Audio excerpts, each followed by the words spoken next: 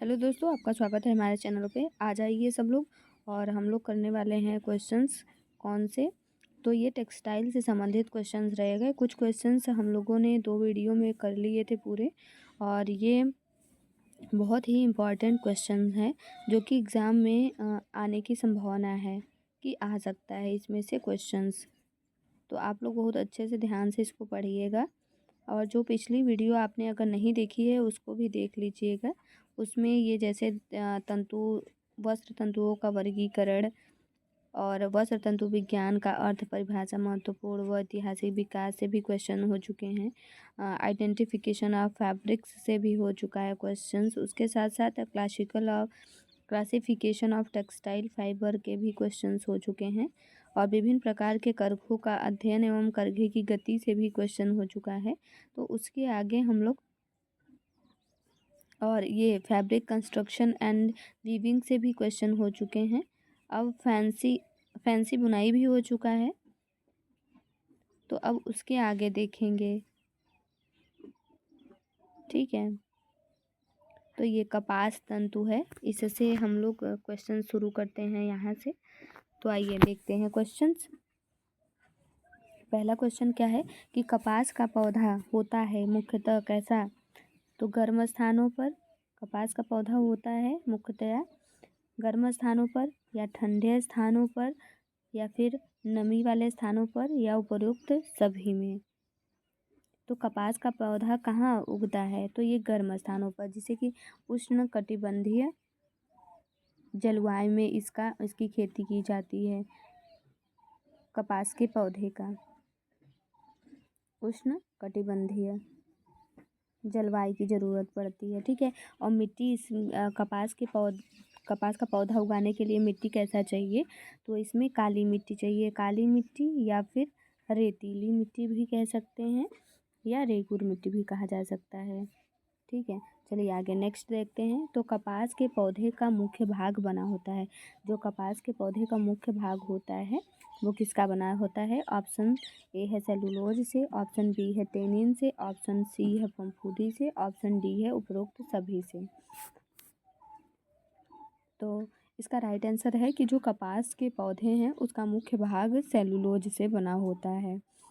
ठीक है। और फफूंद क्या होता है? तो फफूंद जैसे कपास में फफूंद लगता है, कपास के वस्त्रों में फफूंद लगने की संभावना रहती है। आइए नेक्स्ट क्वेश्चन देखते हैं कि निम्न के रेशे का कितने प्रतिशत भाग पैक्टीन का रहता है? कितने प्रतिशत भाग पैक्टीन का रहता है? तो बताइएगा। ऑप्शन ए है 25%, ऑप्शन बी है 30%, ऑप्शन सी है 90%, ऑप्शन डी है 70%। तो इसका राइट आंसर क्या होगा कि 25% रहता है। नेक्स्ट क्वेश्चन है, अधिकांश वस्त्र सूत्रों में कौन सी ऐंठन द्वारा तैयार किए जाते हैं? अधिकतर वस्त्र जो होते हैं वो सूत्रों में कौन सी ऐंठन द्वारा तैयार किए जाते हैं? ऐंठन 3 प्रकार का होता है। पहला निम्न, दूसरा मध्यम, और तीसरा उच्च।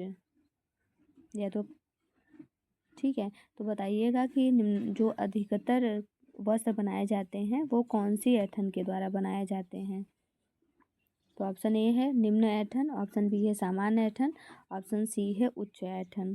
तो इसका राइट आंसर है कि जो सामान्य ऐंठन होता है उसी के द्वारा ये बनाए जाते हैं, अधिकतर वस्त्र बनाए जाते हैं। नेक्स्ट क्वेश्चन है कि कपास का जन्मदाता देश कौन सा है? ऑप्शन ए है जावा, ऑप्शन बी है बांग्लादेश, ऑप्शन सी है भारत, ऑप्शन डी है श्रीलंका। बताइएगा। इसका राइट आंसर क्या होगा कि कपास का जो जन्मदाता देश है वो भारत है। नेक्स्ट क्वेश्चन है, विश्व की कुल कपास उत्पादन में अग्रणी स्थान है। विश्व की कुल कपास उत्पादन में अग्रणी स्थान है। ऑप्शन ए है संयुक्त राज्य अमेरिका, ऑप्शन बी है भारत, ऑप्शन सी है ब्रिटेन, ऑप्शन डी है श्रीलंका। तो इसका राइट आंसर है कि संयुक्त राज्य अमेरिका। ये बहुत पहले का, मतलब ये जब बुक लिखा हुआ था तभी का है, लेकिन आप लोग अभी प्रेजेंट में विश्व की कुल कपास उत्पादन में अग्रणी स्थान कौन सा देश है उसको आप लोग देख लीजिएगा। नेक्स्ट क्वेश्चन है कि कपास तंतु की सबसे बाह्यतम सतह बनी होती है। कपास तंतु की सबसे बाह्यतम सतह किसकी बनी होती है? तो ऑप्शन ए है क्यूटिकल्स, ऑप्शन बी है पैक्टिन, ऑप्शन सी है प्रोटीन, ऑप्शन डी है कार्बन। तो इसका राइट आंसर है कि जो कपास तंतु की सबसे बाह्यतम सतह होती है वो क्यूटिकल होती है। नेक्स्ट क्वेश्चन है कपास तंतु अनुप्रस्थ काट में दिखता है, कैसा दिखता है? ऑप्शन ए है गोल अंडाकार, ऑप्शन बी है बेलनाकार, ऑप्शन सी है किडनी के आकार का, ऑप्शन डी है अंडाकार। तो इसका राइट आंसर क्या है कि कपास तंतु अनुप्रस्थ काट में किडनी के आकार का दिखता है। नेक्स्ट अब लीलन से क्वेश्चंस करेंगे। और अगर आप लोगों ने जैसे कि लीनन और कपास से जो व्याख्या किया गया है, मतलब कपास और लीनन का, उसको भी देख लीजिएगा। उससे रिलेटेड क्वेश्चंस किया गया है और उसकी व्याख्या की गई है। अब ये क्वेश्चन आंसर में है जिसमें आपको ऑप्शन मिलेगा। और 6 बजे लाइव क्लास होता है जिसमें कि सिर्फ क्वेश्चंस पूछा जाता है और आंसर दिया जाता है, उसमें कोई ऑप्शन नहीं रहता। तो उसको भी आप लोग देख लीजिएगा और डेली 6 बजे आ जाया करिएगा। चलिए बताइएगा कि लीनन की निर्माण प्रक्रिया का अंग नहीं है। लीनन की निर्माण प्रक्रिया का अंग नहीं है। ऑप्शन ए है छटाई, ऑप्शन बी है कटाई तथा बुआई, ऑप्शन सी है गलना, ऑप्शन डी है कटाई। तो बताइएगा। तो इसका राइट आंसर है जो छटाई है वो लीनन निर्माण प्रक्रिया का अंग नहीं है।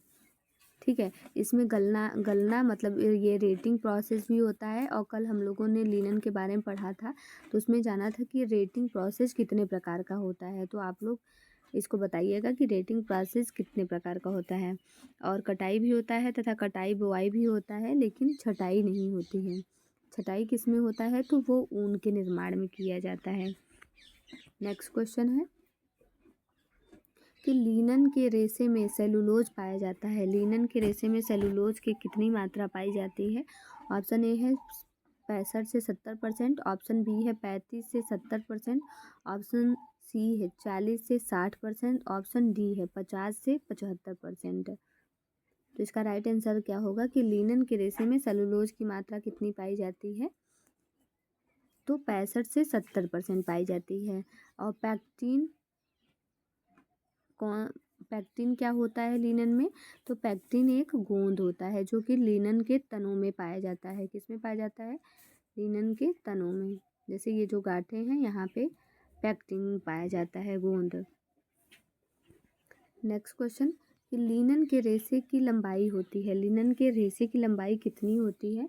10 से 15 इंच, 12 से 20 इंच, 12 से 18 इंच, या फिर 15 से 21 इंच। इसका राइट आंसर क्या है? तो लीनन के रेशे की जो लंबाई होती है वो 12 से 20 इंच होती है। नेक्स्ट क्वेश्चन है लीनन के रुमाल व तौलिया अधिक बनाए जाते हैं, कारण है इसकी। क्या कारण है कि लीनन के जो रुमाल और तौलिया हैं वो अधिक बनाए जाते हैं? ऑप्शन ए है अशोषकता, ऑप्शन बी है टिकाऊपन, ऑप्शन सी है सफाई आसान है, ऑप्शन डी है ऊष्मा चालकता। तो इसमें जो है लीनन के जैसे अगर कोई रुमाल है और तौलिया है तो ये अधिक क्यों बनाया जाता है? क्योंकि इसमें अवशोषकता जो होता है वो ज़्यादा होता है। अवशोषकता के साथ साथ इसमें नमी अवशोषित करने का भी गुण होता है और नमी को खोने का भी गुण रहता है। तो अगर लीनन का वस्त्र है, कहीं अगर रुमाल के या तौलिए के प्रयोग में आ रहा है तो उसमें पानी जल्दी ऑब्जर्व भी कर लेगा नमी और उसको सुखा भी देगा। चलिए आइएगा नेक्स्ट क्वेश्चन देखते हैं कि लीनन वस्त्र कपास की अपेक्षा कैसे होते हैं। लीनन वस्त्र कपास की अपेक्षा कैसे होते हैं? तो महंगे होते हैं। हमेशा लीनन महंगा होता है। चलिए नेक्स्ट क्वेश्चन देखते हैं कि तंतु को तैयार करने हेतु तने में से बीज और पत्तियों को अलग करने की क्रिया क्या कहलाती है?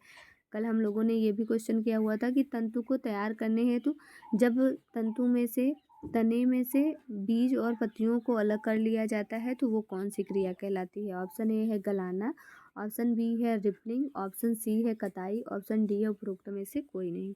तो इसका राइट आंसर है रिपलिंग। रिपलिंग क्या होता है? रिपलिंग प्रोसेस तने में से जो लिनन का तना है फ्लैक्स का, उसमें से जब बीज और पत्तियों को अलग कर देते हैं तो वही रिपलिंग प्रोसेस कहलाता है। और गलाना क्या होता है? तो ये रेटिंग प्रोसेस है। जब तने को गलाया जाता है रेटिंग प्रोसेस किया जाता है, और ये स्पिनिंग है। ठीक है, चलिए आइए नेक्स्ट क्वेश्चन देखते हैं कि फ्लैक्स के पौधे के तने में से तंतु अलग करने की क्रिया क्या कहलाती है? फ्लैक्स के पौधे में से तंतु अलग करने की प्रक्रिया क्या कहलाती है? ऑप्शन ए है गलाना, ऑप्शन बी है कताई, ऑप्शन सी है रिपलिंग, ऑप्शन डी है ट्विस्टिंग। तो इसका राइट आंसर क्या होगा? रेटिंग। रेटिंग प्रोसेस में क्या होता है कि फ्लैक्स के पौधे के तने में से तंतु अलग कर दिया जाता है। और रिपलिंग क्या होता है? तो इसमें तने और बीज को अलग कर दिया बीज और पत्ते को तने से अलग किया जाता है। कताई ये स्पिनिंग की प्रक्रिया है, इससे धागा तैयार होता है, और ये ट्विस्टिंग है। नेक्स्ट क्वेश्चन, लिनन पर की जाने वाली सबसे सामान्य परिचर्या कौन सी होती है? ऑप्शन ए है कुटाई, ऑप्शन बी है कैलेंडरिंग, ऑप्शन सी है साइजिंग, ऑप्शन डी है ब्लीचिंग। तो इसका राइट आंसर क्या है कि इसमें जो लिनन में सामान्य परिचर्या की जाती है वो ब्लीचिंग किया जाता है। ब्लीचिंग के बाद ही डाइंग की प्रक्रिया होती है, अगर करना है डाइंग तो। ठीक है, सामान्य परिचर्या ब्लीचिंग है। अब आपको बताना है कि कल भी बताया गया था कि लिनन में कौन सा ब्लीच का प्रयोग किया जाता है और कौन से ब्लीच का प्रयोग नहीं किया जा सकता। चलिए नेक्स्ट बताइएगा कि लिनन का पौधा प्राप्त होता है किससे? लिनन का पौधा किससे प्राप्त होता है? तो ये फ्लैक्स से प्राप्त होता है। नेक्स्ट क्वेश्चन है कि लिनन के रेशे का व्यास, लिनन के रेशे का व्यास होता है कितना होता है? ऑप्शन ए है 1.54 माइक्रोन, ऑप्शन बी है 1.14 माइक्रोन, ऑप्शन सी है 14 से 18 माइक्रोन, ऑप्शन डी है 1.16 माइक्रोन। तो इसका राइट आंसर है कि जो लिनन के रेशे का व्यास होता है वो 14 से 18 माइक्रोन होता है। अब ऊन से संबंधित क्वेश्चंस करते हैं कि ऊन से संबंधित क्वेश्चन। तो ऑप्शन क्वेश्चन नंबर पहला कि ऊन के तंतु प्राप्त किए जाते हैं। ऊन के तंतु किससे प्राप्त किए जाते हैं? तो ये ऑप्शन है कि वनस्पति जगत से, या रेशों से, या सन से, या तो फिर जानवरों के बालों से। तो इसका राइट आंसर है कि ऊन के तंतु की प्राप्ति जो होती है वो जानवरों के बालों से होती है। और वनस्पति से तो जो वनस्पति जगत के होते हैं जैसे कपास हो गया, लिनन हो गया, ये सब पाया जाता है। ठीक है, नेक्स्ट क्वेश्चन है सर्वप्रथम ऊनी वस्त्र निर्माण कला का प्रारंभ कहाँ से हुआ था? ऊनी वस्त्र निर्माण कला का प्रारंभ कहाँ से हुआ था? बताइएगा। ऑप्शन ए है भारत, ऑप्शन बी है इंग्लैंड, ऑप्शन सी है चीन, ऑप्शन डी है जापान। तो इसका राइट आंसर है कि सर्वप्रथम ऊनी वस्त्रों के निर्माण का जो प्रारंभ है वो इंग्लैंड से हुआ था। ठीक है, नेक्स्ट क्वेश्चन है कौन सा देश ऊन का उत्पादक नहीं है? ऑप्शन ए है चीन, ऑप्शन बी है भारत, ऑप्शन सी है ऑस्ट्रेलिया, ऑप्शन डी है ब्रिटेन। तो जो चीन है वो ऊन का उत्पादक देश नहीं है, जबकि भारत, ऑस्ट्रेलिया, ब्रिटेन ये सब उत्पादक देश हैं।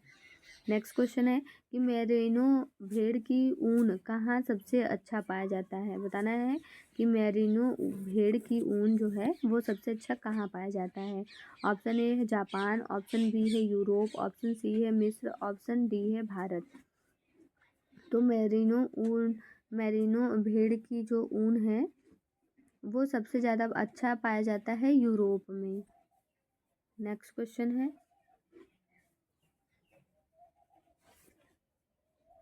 भेड़ की नस्ल जिससे सर्वप्रथम किस्म की ऊन मिलती है।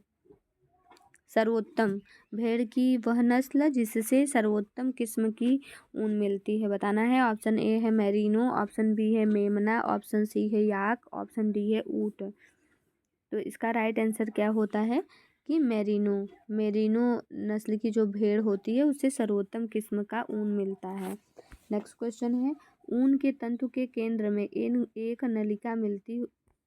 नलिका होती है जिसे कहते हैं। ऊन के तंतु के केंद्र में एक नलिका होती है जिसे कहते हैं, क्या कहते हैं? ऑप्शन ए है ल्यूमेन, ऑप्शन बी है मेड्यूला, ऑप्शन सी है गुहा, ऑप्शन डी है केंद्रिका। तो इसका राइट आंसर है, तंतु के केंद्र में बोल रहा है ना, तो तंतु के केंद्र में बताइएगा क्या मिलती है।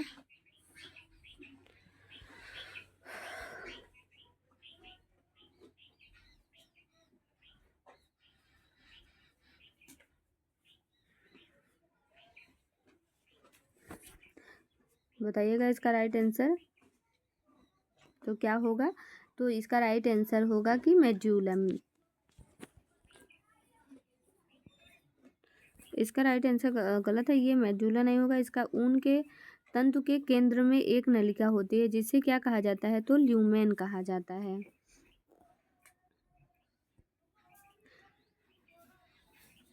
मेडुला नहीं है। इसके जो 3 भाग होते हैं ये होता है, जैसे कि पहली जो परत होती है उनकी वो क्यूटिकल्स कहलाती है, और दूसरी कॉर्टेक्स, और तीसरी जो है वो मेडुला कहलाती है। नलिका पूछा है ना, बस ऐसे केंद्र पूछा होता तो इसका आंसर मेड्यूला होता, कि बीच का जो है वो क्या कहलाता है परत? तो मेड्यूला कहलाता है। और सबसे ऊपरी परत अगर पूछा जाए भाग तो क्या होता है? क्यूटिकल्स होता है, बीच का कॉर्टेक्स। चलिए नेक्स्ट क्वेश्चन है कि प्रथम श्रेणी की ऊन है, प्रथम श्रेणी का ऊन कौन सा किससे प्राप्त होता है? तो ये मेरिनो जाति की भेड़ से प्राप्त होता है प्रथम श्रेणी का ऊन। नेक्स्ट क्वेश्चन है, ऊन ही एकमात्र ऐसा रेशा है जिसमें होता है, क्या होता है? ऑप्शन ए है कार्बन, ऑप्शन बी है sulphur, option D hydrogen, option D है ऑक्सीजन। तो इसका राइट आंसर है कि ऊन ही एकमात्र ऐसा रेशा है जिसमें सल्फर पाया जाता है। ठीक है, आइए रेशम के बारे में भी क्वेश्चंस कर लेते हैं, रेशम से रिलेटेड। रेशम का जन्मदाता देश, रेशम का जन्मदाता देश कौन सा है? ऑप्शन ए है चीन, ऑप्शन बी है जापान, ऑप्शन सी है भारत, ऑप्शन डी है इंग्लैंड। तो रेशम का जो जन्मदाता देश है वो चीन है। नेक्स्ट क्वेश्चन है, रेशा जिसे वस्त्रों का राजा कहा जाता है वो कौन है? ऑप्शन ए है कपास, ऑप्शन बी है रेशम, ऑप्शन सी है रेयॉन, ऑप्शन डी है नायलॉन। तो देखिए ये वस्त्रों का राजा पूछ रहा है तो ये रेशम होगा।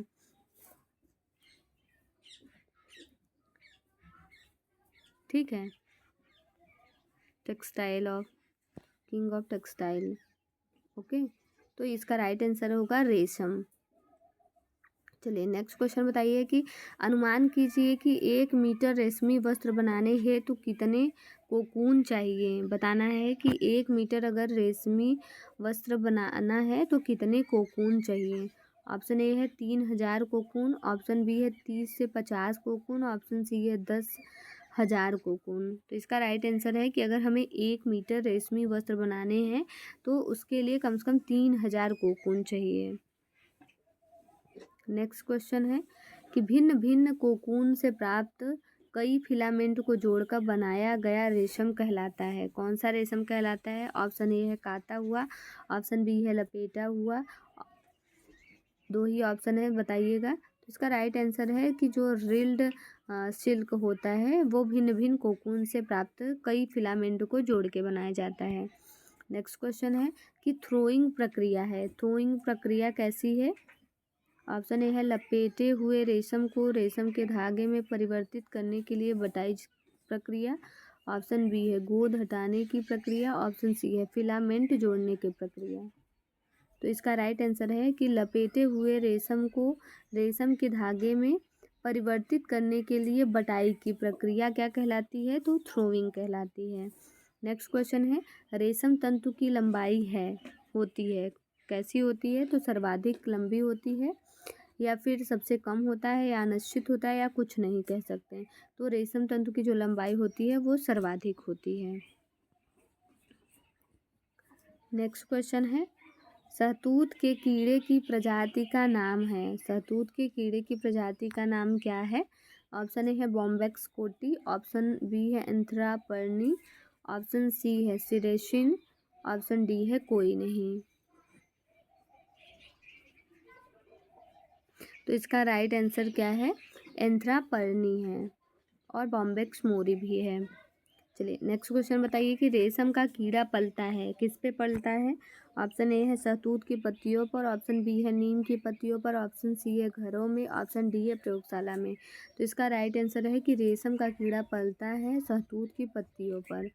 नेक्स्ट क्वेश्चन है, अंडे से कीड़ा बनने तक की 4 अवस्थाओं को उचित क्रम में बताइए। बताना है कि कौन सा है। ऑप्शन ए है अंडा, प्यूपा, लार्वा, कीड़ा, या फिर अंडा, लार्वा, प्यूपा, कीड़ा, या फिर प्यूपा, लार्वा, अंडा, कीड़ा। ऑप्शन डी है प्यूपा, अंडा, लार्वा, कीड़ा है। तो इसका राइट आंसर क्या होगा कि जो अंडे से कीड़ा बनने तक की अवस्थाएं होती हैं, 4 अवस्थाएं, उसमें सबसे पहले अंडा रहता है, अंडा आता है, फिर लार्वा बनता है, फिर प्यूपा, और फिर प्यूपा से कीड़ा की स्थिति आती है।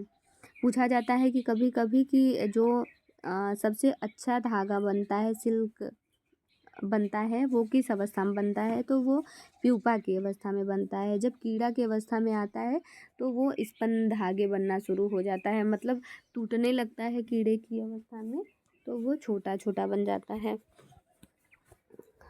नेक्स्ट क्वेश्चन बताइएगा कि कीड़े को किस अवस्था में मारकर तंतु प्राप्त करने हेतु प्रक्रिया अपनाई जाती है? तो कोकून की अवस्था में। नेक्स्ट क्वेश्चन है कि ओक या बबूल के वृक्ष पर पलने वाले कीड़ों से प्राप्त होता है, कौन सा रेशा प्राप्त होता है? टसर रेशम प्राप्त होता है, या फिर अरंडी रेशम, या फिर मूंगा रेशम, या उत्पादित रेशम? बताइएगा। तो ओक या बबूल के वृक्ष पर पलने वाले कीड़ों से प्राप्त रेशम है टसर रेशम। तो ये रेशम से संबंधित कुछ क्वेश्चंस थे। तो आज हम लोग यहीं तक करते हैं, उसके बाद हम लोग रेयान, नायलॉन और परिसज्जाएँ, रंगाई छपाई, इससे संबंधित क्वेश्चंस करेंगे और भी आगे। अभी आज इसको प्रैक्टिस आप लोग कर लीजिएगा, ठीक है? और पिछला जो नहीं देखा है उसको भी देख लीजिएगा। और अगर आप लोगों को कंटेंट अच्छा लगा होगा तो आप लोग अगर सब्सक्राइब नहीं किए होंगे तो सब्सक्राइब करिएगा, लाइक करिएगा और सबको शेयर भी कर दीजिएगा। चलिए मिलते हैं फिर कल, तब तक के लिए धन्यवाद।